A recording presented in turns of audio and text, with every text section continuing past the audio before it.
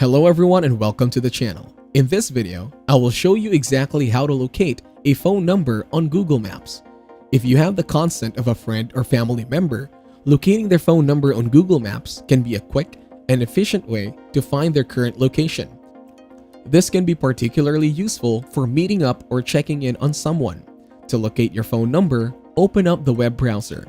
Once you get into the web browser, click on the search bar and search for Truecaller.com in here. When you open up the Truecaller site here, you can pick the different country you want to track the number of. So after choosing your country, enter the country you want to locate. Once you enter the number, click to search it. After that, you will be able to see the name on which the phone number is registered.